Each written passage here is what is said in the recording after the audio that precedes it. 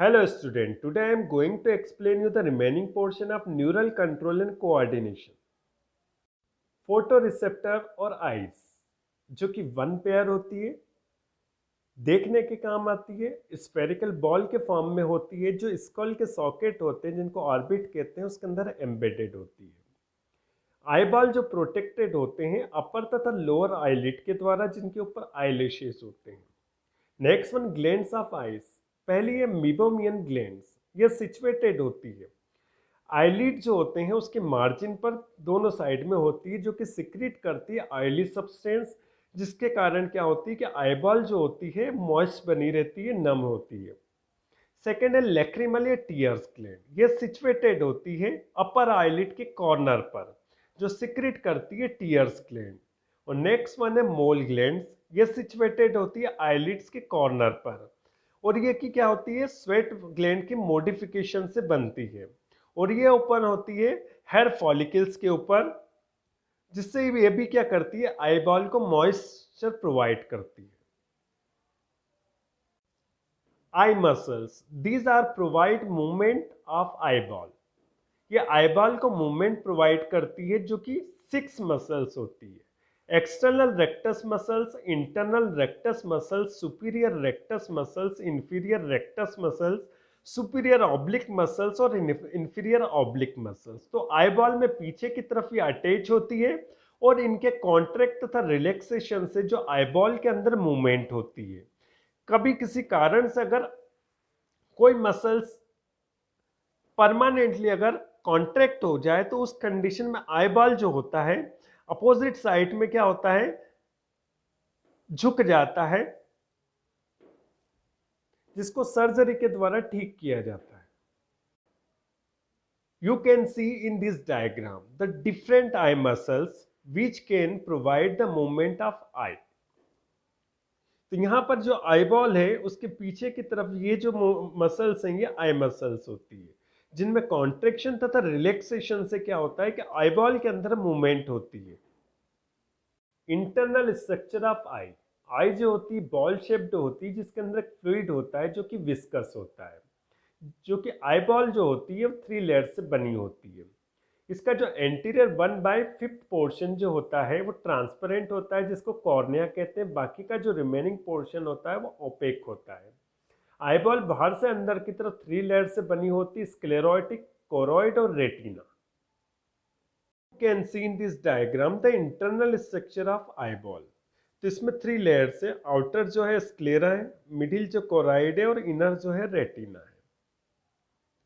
आगे का जो ट्रांसपेरेंट पोर्शन है उसको कॉर्निया कहते हैं।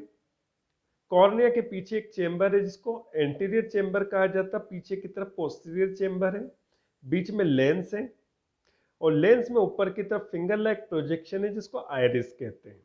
आयरिस के जस्ट नीचे की तरफ क्या है, सिलियरी बॉडीज है जिससे सस्पेंसरी लिगामेंट निकलते हैं। ये सस्पेंसरी लिगामेंट इस लेंस को अपनी जगह पर फिक्स करते हैं।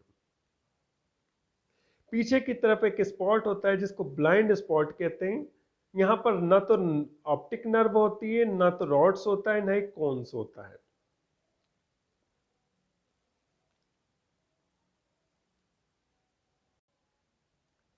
First sclerotic, outer most layer होती है और जो डेंस फाइबर्स कनेक्टिव टिश्यू से बनी होती है। इसका आगे का जो पोर्शन होता है वो ट्रांसपेरेंट होता है जिसको कॉर्निया कहते हैं। कॉर्निया के ऊपर एक थिन ट्रांसपेरेंट मेम्ब्रेन होती है जिसको कंजक्टाइवा कहते हैं। जब इसमें इन्फ्लेमेशन हो जाता है या इन्फेक्शन हो जाता है तो उसको कंजक्टिवाइटिस वाइटिस कहा जाता है या आंख आना कहा जाता है। स्क्लेरोटिक जो होती है आईबॉल को एक स्पेसिफिक शेप प्रोवाइड करती है। सेकेंड है कोराइड, ये सेकेंड मोस्ट लेयर होती है जो लूज कनेक्टिव टिश्यू के बनी होती है, जो हाईली वेस्कुलराइज होती है और पिगमेंटेड होती है। Choroid closely line the sclerotic, sclerotic से बहुत क्लोज होती है लेकिन आगे की तरफ ये सेपरेट होकर फिंगर लाइक प्रोजेक्शन बनाती है जिसको आइरिस कहते हैं और आइरिस के बीच में क्या होता है, एक राउंडेड प्यूपिल होता है। Iris is pigmented in all mammals, mammals के अंदर क्या होता है ये पिगमेंटेड होता है जिसका colour blackish, dark brown, light brown, blue, grey तथा येलो हो सकता है। Contain circular radial smooth muscles. तो आयरिड के अंदर क्या होता है, आयरिस के अंदर सर्कुलर मसल्स भी होती है और रेडियल मसल्स भी होती है, जिनमें कॉन्ट्रेक्शन तथा रिलैक्सेशन होता है, जिसके कारण ये लिमिटेड लाइट की क्वांटिटीज को आइस के अंदर जाने देते हैं। अगर इस सेक्शन में देखा जाता है तो यहाँ पर आप देखेंगे कि ये जो फिंगर लाइक प्रोजेक्शन है ये आइरिस होता है, और बीच का जो एरिया होगा वो क्या कहलाएगा, प्यूपिल कहलाएगा। और इसी प्यूपिल के अंदर क्या होती है, रेडियल मसल्स होती है और सर्कुलर मसल्स होती है, जिसमें कॉन्ट्रेक्शन तथा रिलैक्सेशन की प्रोसेस होती है, जिसके कारण लाइट की एक लिमिटेड क्वांटिटी आइस के अंदर एंटर होती है। Suspensory ligament are attached to the ciliary body that hold and support to lens। जो आइरिस होता है उसके पीछे की तरफ एक फ्लैशी स्ट्रक्चर होता है जिसको सिलियरी बॉडी कहते हैं, और ये सिलियरी बॉडी से क्या निकलता है, आगे की तरफ थ्रेड लाइक स्ट्रक्चर निकलते हैं जिसको सस्पेंसरी लिगामेंट कहते हैं। इन्हीं सस्पेंसरी लिगामेंट के बीच में हेल्ड होता है लेंस। तो लेंस को सपोर्ट प्रोवाइड करने के लिए, अपनी पोजीशन पे फिक्स करने के लिए सस्पेंसरी लिगामेंट एक इंपॉर्टेंट रोल प्ले करते हैं।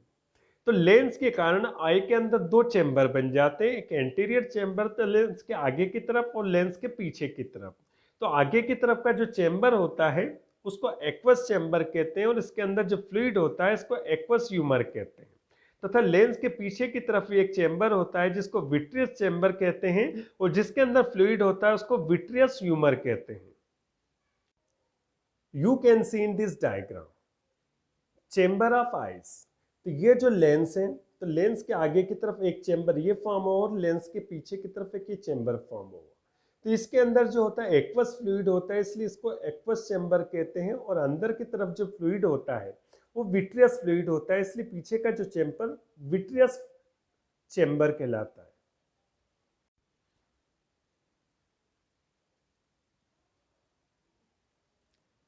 नेक्स्ट वन है रेटिना। इनर मोस्ट लेयर होती है, lies only in the posterior portion of eyes, eyes के पीछे की तरफ पाई जाती है।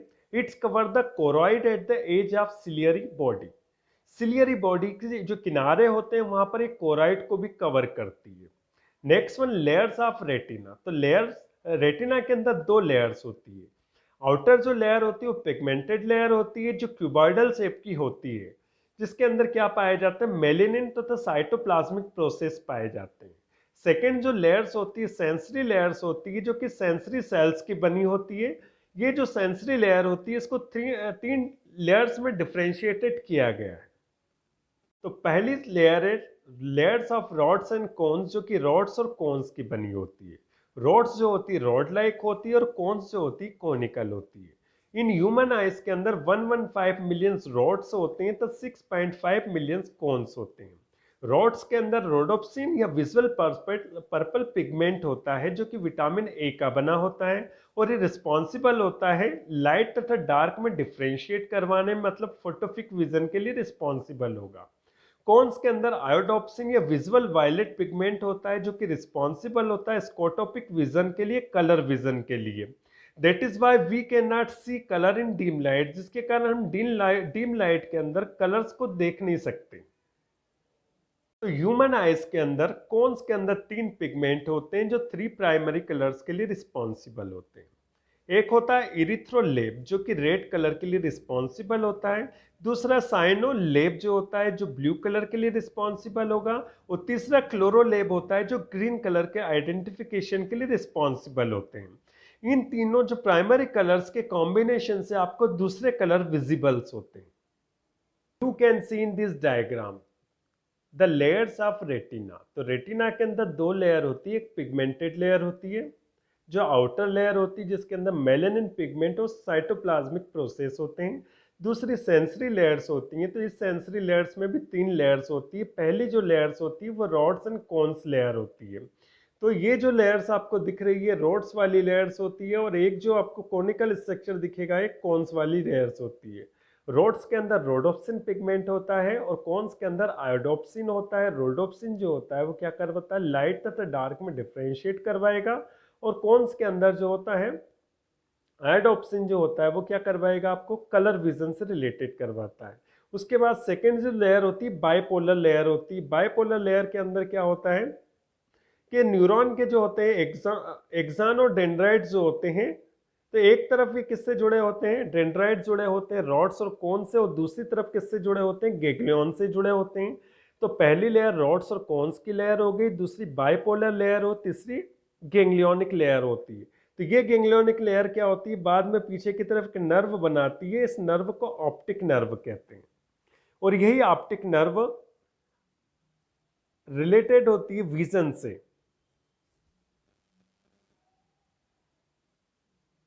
Rods and cones are not evenly distributed in retina. Retina के अंदर रॉड्स और कॉन इक्वली डिस्ट्रीब्यूटेड नहीं होते हैं। At posterior part of retina contains only cones. Retina का जो पोस्टीरियर पार्ट होता है वहां केवल कोन्स पाए जाते हैं और कुछ येलो पिगमेंट्स पाए जाते हैं। तो इस जगह को क्या कहते हैं, येलो स्पॉट या एरिया सेंट्रलिस या फोविया ऑफ सेंट्रलिस कहते हैं। There is maximum vision in this area.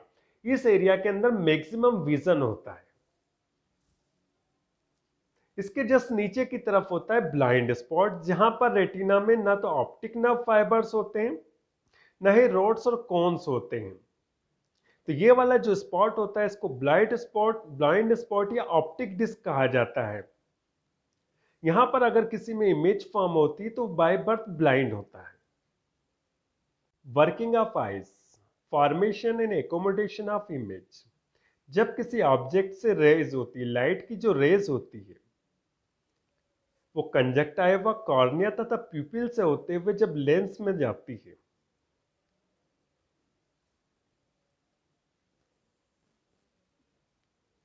और उसके बाद रेटिना के ऊपर पड़ती है तो वहीं पे इमेज का फॉर्मेशन होता है। लेकिन जो लाइट की क्वांटिटी जो होती है उसको डिटरमाइन करता है प्यूपिल। जब आप डिम लाइट में होते हैं तो प्यूपिल वाइड हो जाता है, और जब आप ब्राइट लाइट में होते हैं तो प्यूपिल क्या हो जाता है, नैरो होता है।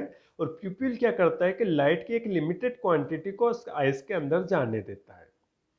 जब ये लाइट रेस कहाँ फोकस होती है, रेटिना पर। किसके थ्रू, लेंस के थ्रू। तो रेटिना के ऊपर एक इमेज बनती है जो कि इन्वर्टेड होती है, और यहीं से ऑप्टिक नर्व जाती है जो कि ब्रेन को जाती है। ब्रेन उसको क्या करता है, री इन्वर्टेड करता है, जिससे आपकी आंखों को सीधा दिखाई देता है।